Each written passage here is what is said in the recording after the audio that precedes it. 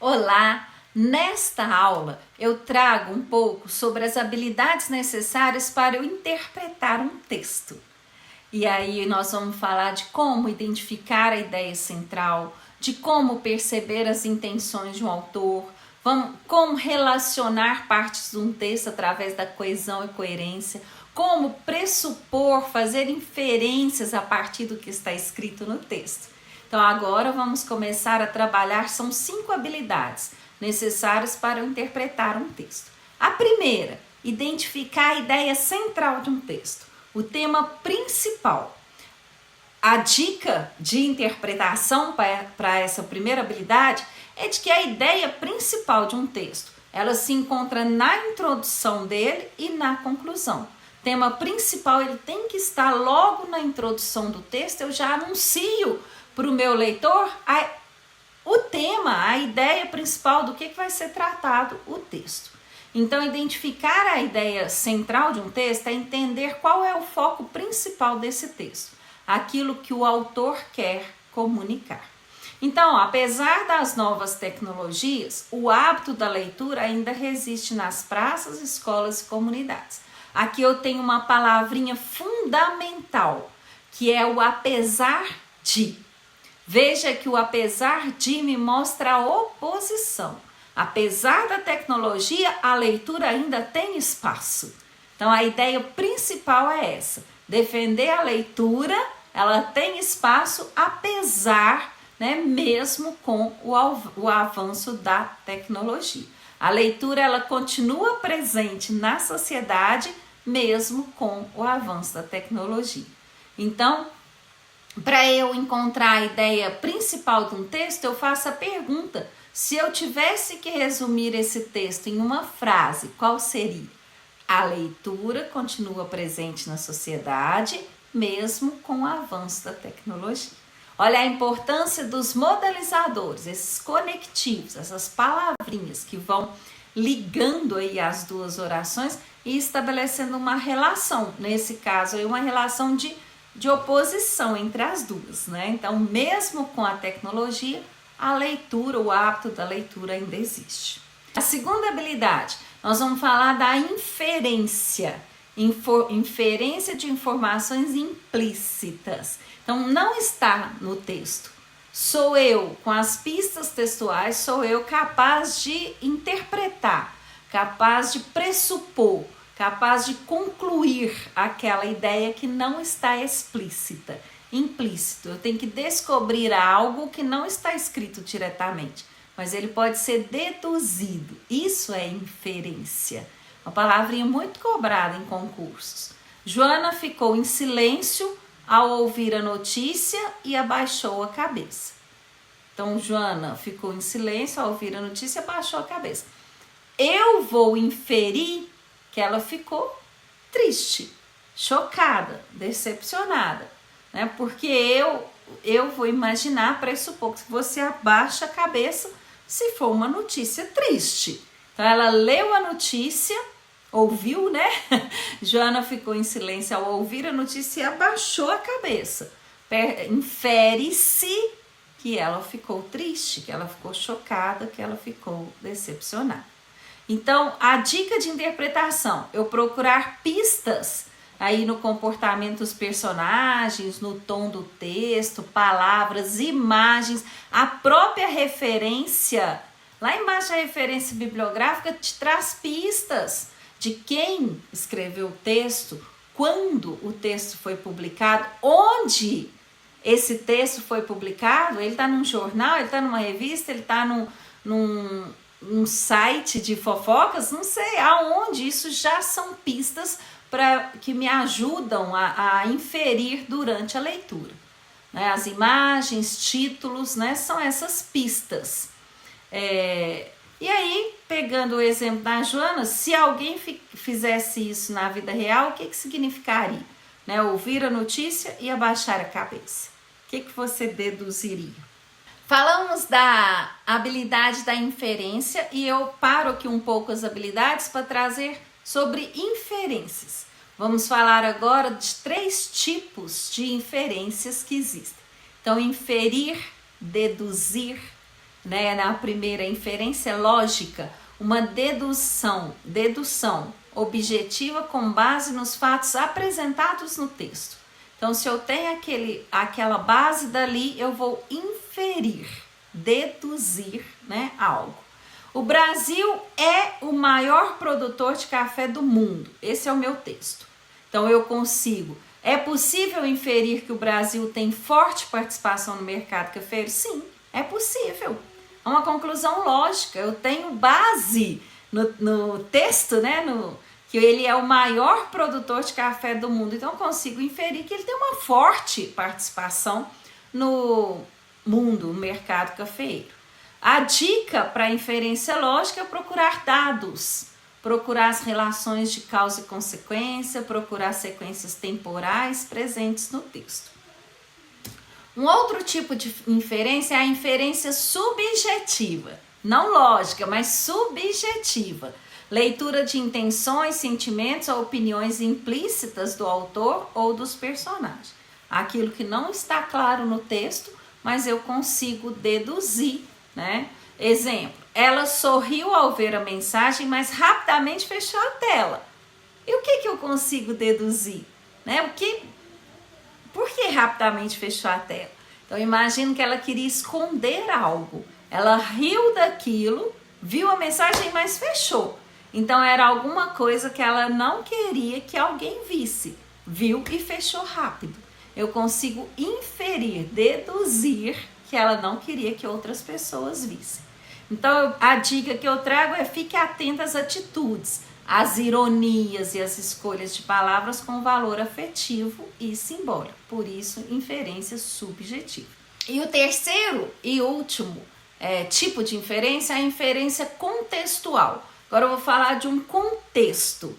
Então, eu preciso prestar atenção nas pistas, no vocabulário, nas expressões que o texto traz, né, para eu completar o sentido do texto. Então, alguns advérbios, alguns verbos, as conjunções, né, o apesar de, o embora. Aqui um exemplo: o professor foi claro. Se todos estudassem, o resultado seria diferente. Então, eu imagino que o primeiro resultado não foi bom, foi um resultado ruim. E agora, se todos estudassem, o resultado vai ser diferente.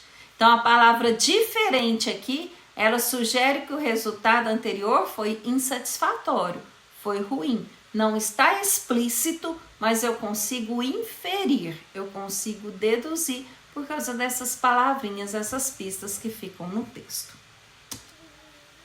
Voltando para as habilidades, né? Então, falamos da habilidade de ideia central, falamos da habilidade de inferência e agora a habilidade de relacionar partes de um texto, ou coesão e coerência.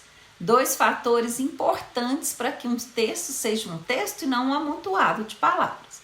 Então, aqui eu preciso ter a habilidade de analisar como as ideias estão ligadas dentro do texto, que é a coesão. Coesão é o conectivo, é o ligar as ideias. E se elas fazem sentido, é a coerência. Então, quando eu falo coesão, eu penso na parte formal do texto. As palavrinhas que eu uso para conectar e progredir com o meu texto. Ou as palavrinhas que eu uso para retomar o que já foi dito e progredir com o meu texto. E quando eu falo de coerência, eu falo do sentido, da parte abstrata do texto. As duas andam juntas. Ela estava cansada, por isso decidiu ir para casa mais cedo. Qual é a relação aí? Causa e consequência. Estar cansada é a causa, consequência, ir para casa mais cedo. Então, o cansaço causou, né, aí a decisão de ir embora. Fique atento aos conectivos, as palavrinhas que conectam, as conjunções, pronomes, advérbios. Fique atento a eles, como o por isso, no exemplo, o no entanto, o embora, o porquê, já que, uma vez que, se. E substitua pronomes e expressões para entender o que está sendo retomado. Que a coesão, ela também retoma uma ideia já dita usando, né, pronomes. Sabemos que uma das habilidades mais importantes para a interpretação de um texto é saber relacionar as partes do texto. A coesão e a coerência, elas fazem essa relação entre as partes do texto. Quando eu falo de coesão, eu estou falando da parte formal do texto, as palavrinhas, aquilo que vai conectando ideias. Podem ser as conjunções, os conectivos, podem ser pronomes que retomam aquilo que já foi dito, mas quando eu falo de coesão, eu falo de relacionar as ideias por meio de palavras. Parte formal do texto, palavras, conjunções, advérbios, pronomes. Quando eu falo de coerência, eu falo do sentido do texto, da lógica. Todo texto ele precisa ter uma unidade de sentido, ele precisa ter uma não entrar em contradição. Então, manter as boas relações lógicas entre as ideias. Nós vamos ver aqui 3 tipos de coesão. A primeira, coesão referencial. O próprio nome já ajuda, ela faz referência a um outro termo já dito ou mesmo aquilo que eu vou dizer. Ela vai retomar uma ideia.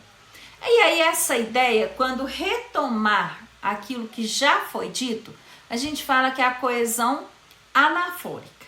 Anáfora, anteriormente dito. E quando se refere a uma coisa que eu ainda vou falar, está para frente do meu texto, é uma coesão catafórica. Para você lembrar dos nomes, é só pensar numa catapulta, numa catarata. Tá? O prefixo cata, movimento para frente. Vamos ver exemplos. Exemplo de uma coesão anafórica, anáfora anteriormente dito. A educação é um direito de todos. Ela deve ser promovida com qualidade e equidade. Ela é um pronome, é uma palavra que retoma o que já foi dito. No caso, ele retoma educação. Então, aqui o ela é um elemento coesivo anafórico. Ela retoma a palavra educação. Agora, exemplo catafórico. Isto é fundamental. Eu não falei ainda o quê? Então, garantir acesso à educação básica para todos, retomo isto.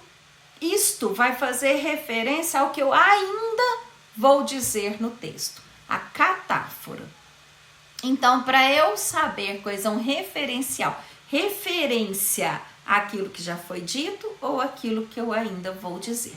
Eu tenho aí pronomes e expressões, né? Algumas expressões e alguns pronomes. A coesão sequencial ou temporal. Essa coesão ela vai estabelecer uma sequência, caminhar com o meu texto. Estabelece a ordem dos acontecimentos ou sequência lógica das ideias no texto com o uso de advérbios, de conjunções conectivos. Conjunção é uma palavrinha que vai ligando as orações e caminhando, fazendo o meu texto seguir. Exemplo: primeiramente é preciso investir na formação de professores. Depois deve-se melhorar a infraestrutura da escola. E por fim é necessário valorizar a carreira docente. Veja aí as conjunções, depois, por fim, esses marcadores que vão dando uma ideia de sequência temporal. E por último, a coesão lexical. Léxicos são palavras. Então, quando eu retomo a ideia usando outras palavras para evitar a repetição. Eu posso usar sinônimos, eu posso usar hiperônimos, eu posso usar palavras da mesma família ou repetição intencional, ou mesmo a repetição intencional, para manter o tema e evitar redundância. Exemplo: a leitura crítica é essencial para formar cidadãos conscientes. Esse hábito, que hábito? A leitura crítica. Então, eu retomei leitura crítica com a expressão esse hábito. Eu usei aí palavras de um mesmo campo semântico, né? A leitura crítica é um hábito. E aí, outras estratégias. Eu posso fazer repetição, é uma estratégia, né? Mas em textos dissertativos, nas redações, a gente pede para evitar. A violência cresce, a violência se naturaliza, a violência silencia. Não em textos dissertativos. Sinônimo ou palavras correlatas. O desmatamento preocupa ambientalistas. A devastação, retomando, né, um sinônimo de desmatamento. Então, coesão lexical.